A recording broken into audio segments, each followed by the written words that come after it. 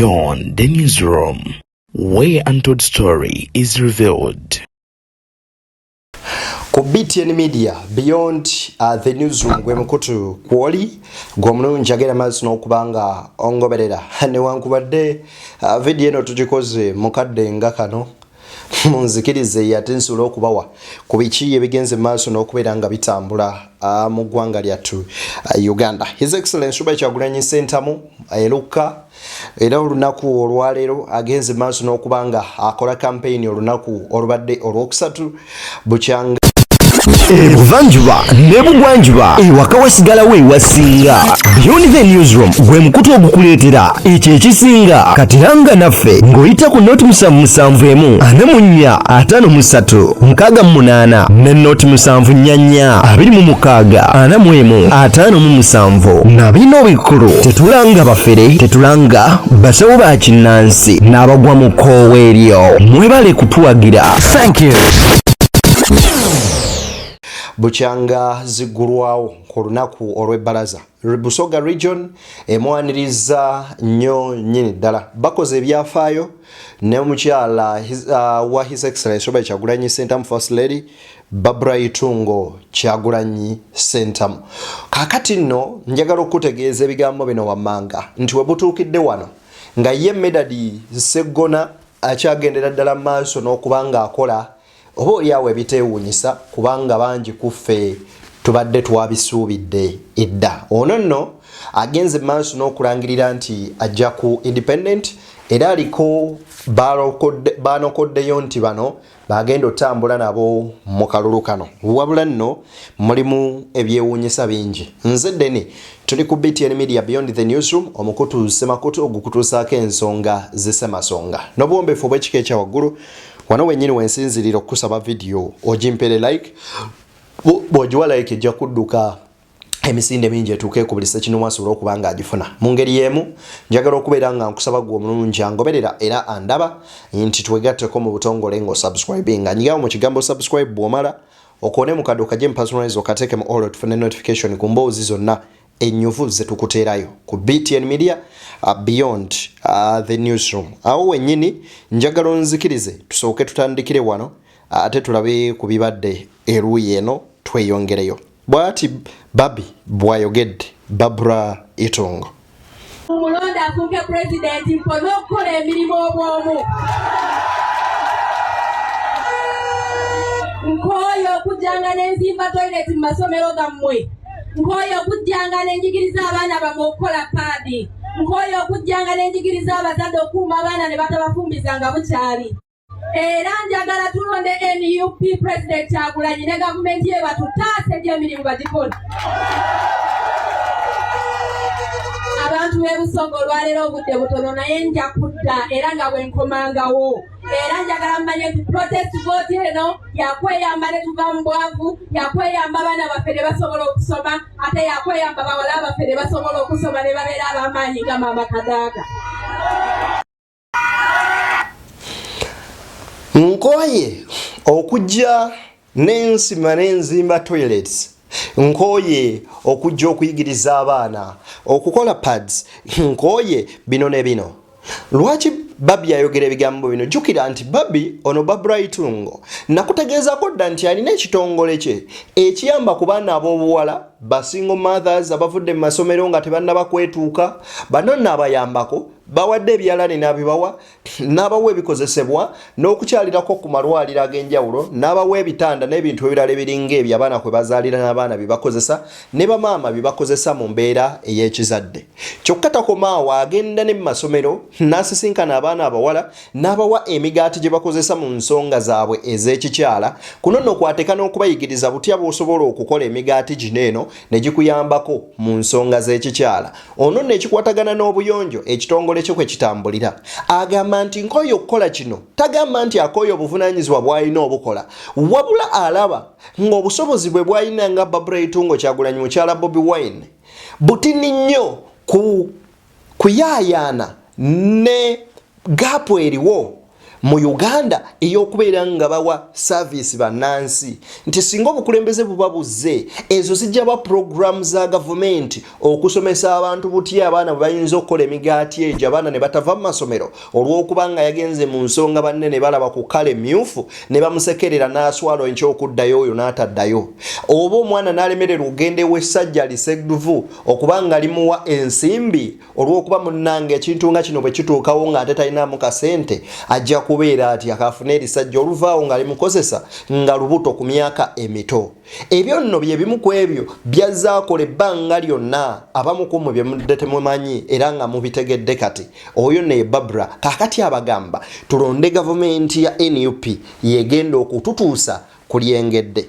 Awo nno ndeka nkuteeraawo kankuwe Bobi Wine owulirize. Buli wolaba ambulera titi nga tolonda kintu kyonna kya yero. Tolonda kintu kyonna kya yero. Wolaba ambulera kola ki? Kati njagala okubasiibula neeyongera eyeruuka. Naye nga mbasuubiza baganda bange tibwe munaatulonda. Bobi Wine bw'abadde mu bitundu by'ebuyende ng'adda eruuka ebimu ku ebyo byasinze okukuutira abantu. Abakuutidde nti tolonda kintu kyonna kya yero yadde ekimu. Wabula bw'atuuse eruuka alina ekikolwa ky'akoze akutte mukadde ono bambi n'amusembeza kumpi naye ne ngamba wow abakulembeze era omuntu alina omutima bwe guti nga yeewuunyisa. Labayo. Mujaji bonako ng'okaali mulamu maama. I promise you that. Kibumba ali naife tujja kuwangula. Baganda bange mwenna kamalirize.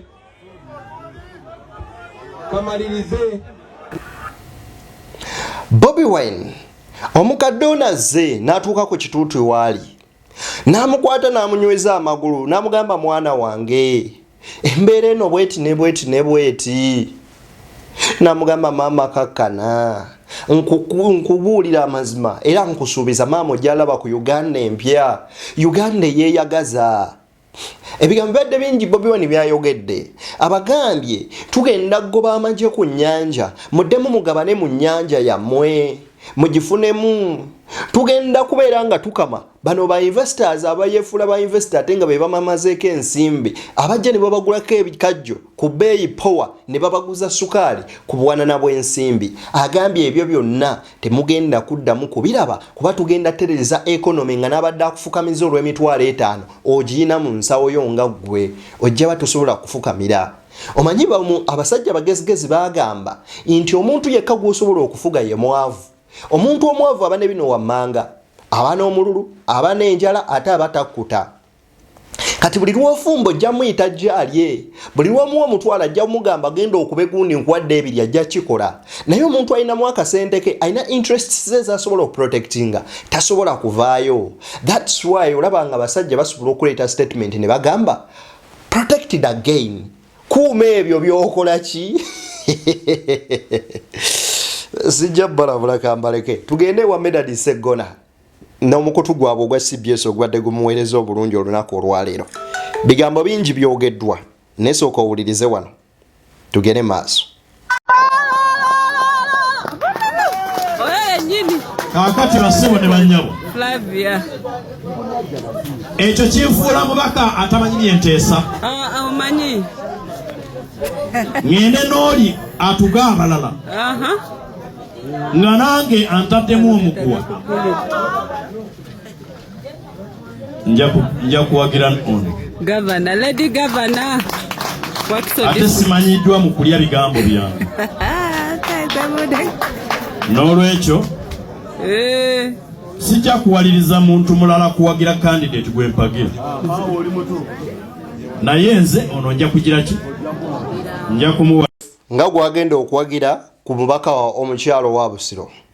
Era ano mwennyini mwasinziridde n'alaga nti nze ne ADF ekibanga ekimpalanya oba ekinjogezaako byonna kuwagira Mathias Mpuuga Nsamba banywanye sigenda lekayo kukikola ngenda sigala ndi wa Mpuuga mmwe mumanyi kye mugenda okunkola wabula nze nga Medad Ssegona siva ku mpuuga. Ebyo bibadde bigambo bye. Bwe kiba kimuvunaana tajja mota. By the way, it was the same comments that Joyce Bagala made today ng'ali ne Frank Antambi Kasuku Live.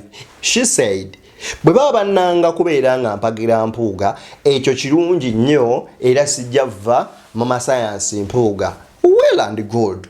Naye sijja bawa hint eno egenda kujja mu story yenkya gye tugenda okkeera tugenda gisookeramu ate bundabanga mu makooti nga ngajjiddemu manya kati zina ensonga za kintu kikulu ategeera empola mpola ng'olindamuko tubikunnyonnyole wano tuba twagala bategeera nsonga. Nabagambye dda lwaki Medad Ssegona kaadi eno baagimumye teyabadde ensobi kyabadde kituufu olw'ensonga Medad tali royal, Medad tali trustworthy eri pate ye n'eri omukulembeze we. Yagambye nti ye talaba nsobi ki mpuuga gye yakola era tagimanyi. Ne ffenna tukimanyi nti mpuuga yakwata mu nsawo y'Abannayuganda n'atulya ebitaano. Bw'agamba nti sente zaali nnungi nnyo n'ezzaako yali commissioner lwaki tebamuwa ebinaabye. Kati gwe bw'ogamba nti akansigale n'omubbi. Waliwo omwana gwe nabuuza nti olaba maama akwata omwana awuuse ku supu n'amwokya engalo n'amukuba emimwa. Kati ate olwo gwe atandise okubeera ng'ositukira mu byapa by'ewaka. Tosaana kujjako kugulu oba kutwala mu kkomera. Wamma tweyongereyo tuli mu BTN Media Beyond the Newsroom. Zino ziba nsonga z'essemasonga abangi ze bagenda mu maaso n'okuba nga ate babuusa amaaso ffe munnange we tusimba ekyo ne kitufuula ab'enjawulo. Owuliriza ebigambo bye byayogedde. Bwe baagiwadde agenda kutoba. Kaakati negasse ku ttiimu eri ku ground esangiddwa ku ground.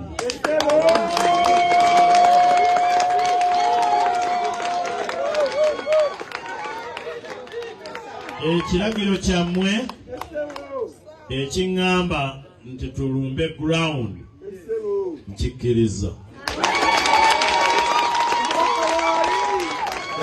Ono wenale mwaniriza kkiriza. Kaakati katukke ku ground. Nabagambye omubaka Mwanyinazibet Etho Nalwima kaadi yagifunye era nja kuwagira n'amanyi. Eyatwala bakanselors egaruka sijja kutambula naye. Ate ye n'abasuulayo basaba mumumpeera ekibonerezo okututtira abakulembeze. Kakati Flavia Nakafeero gwe ngenda okutambula naye ku bassentebe bwa district.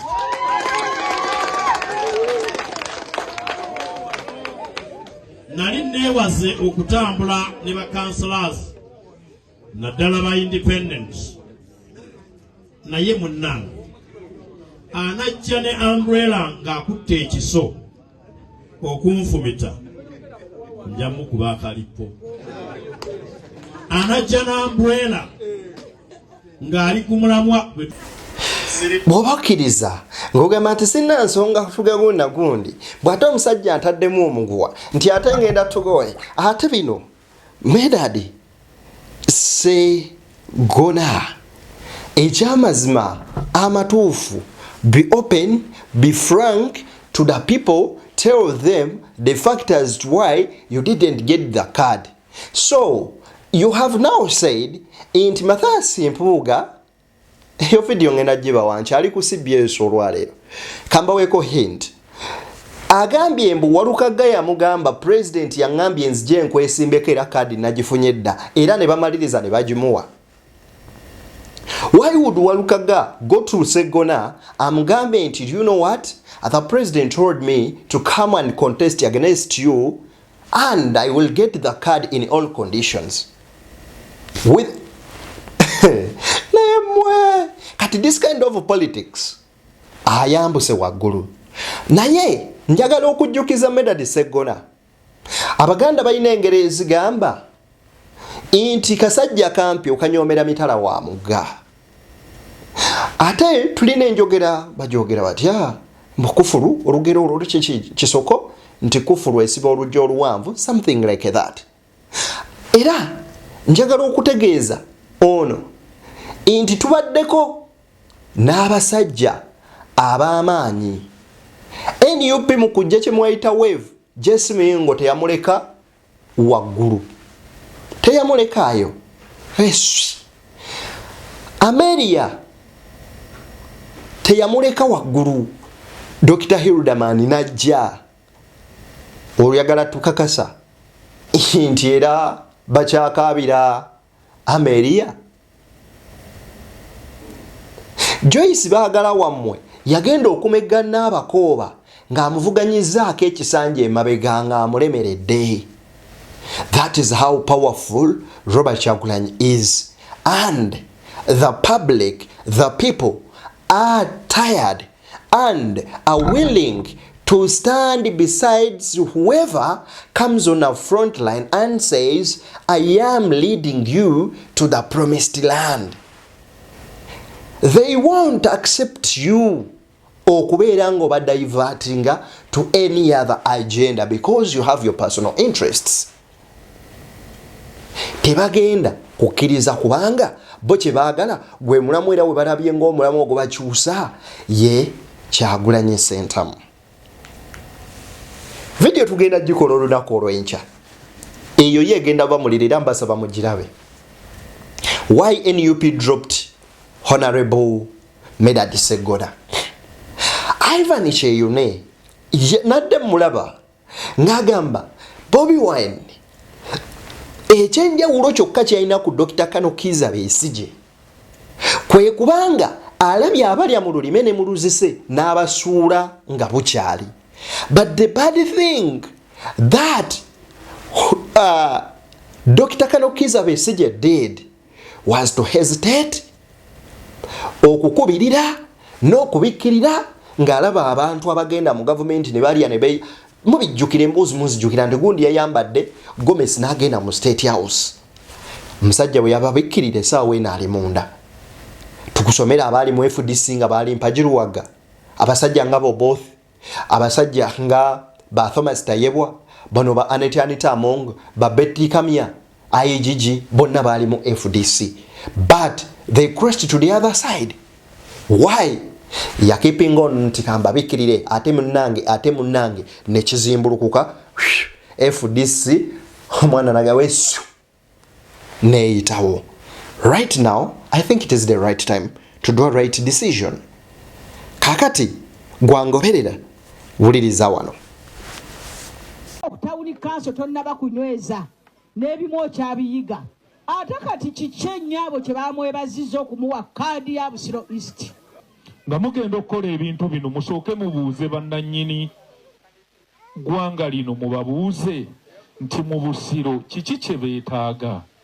Nti mu Busiro bw'onoogendayo n'okimira ku bantu amazzi n'obaziniramu n'obayimbiramu ng'ojja mu paalamenti tinedda. Bano bateebereza nti enkolagana ya Ssegona ne munne Mathias Mpuga yayabulira NUP yandibanga ye yavuddeko emberebezi. Kakati ogambe Mpuga nti ave ku ono n'ono ave ku Mpuga, olwo oba tojjukidde tulina okuwa ekitiibwa mikwano gyaffe nga bw'omanyi nti Nubiyanili musajja wo n'abalala balinako abaabwe. Obwasseruganda bwe bukuwulamu ng'omuntu oba tokyali muki muntu.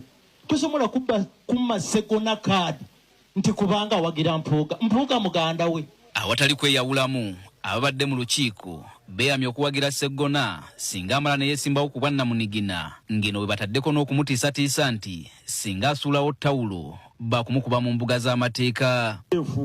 Tokola kitugende walawo nasewo tukwagala wa butengerera essaawa okwetegerera tugate wonna sewo.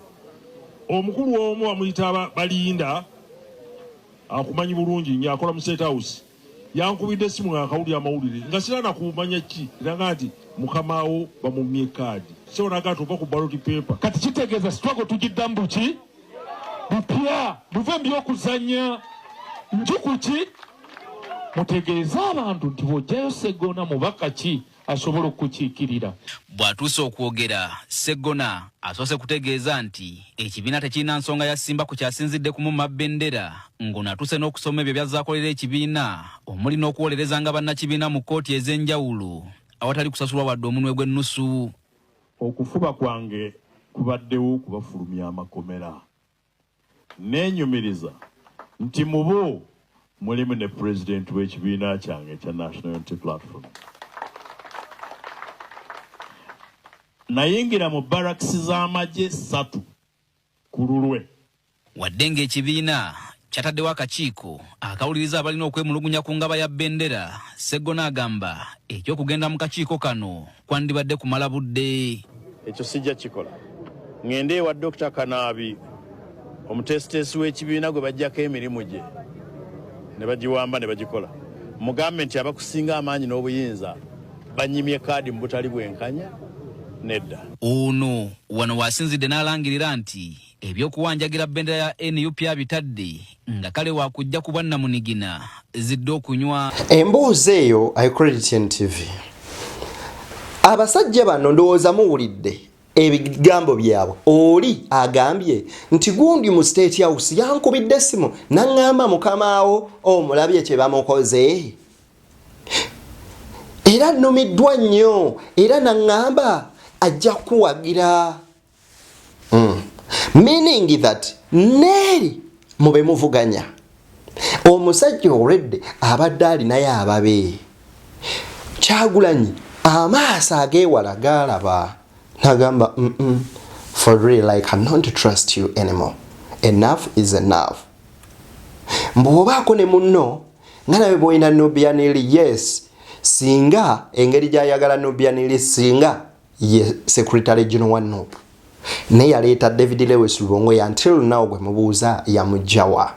Oba singa ye mwogezi w'ekibiina, naye ku mikwano gye gy'ogamba nti ba closest friend ba Kyagulanyi Ssentamu. Tekuli ali ku top awo. Ani twogere ku David Lewis Lubongoya, twogere ku Katana, twogere ku Joel Senyo Besekezi, omusajja yali ali ku NTV nga yesomera mawulire ge. Shame upon you guys. Yezedde ni beyond the newsroom. Video tugirinde enkya endala ejaba nga ate ejja. Guli muliro baguyita muggo gwa sinema. Nzedde ni muzikirize mbatere wano maagalize ebye munjagaliza.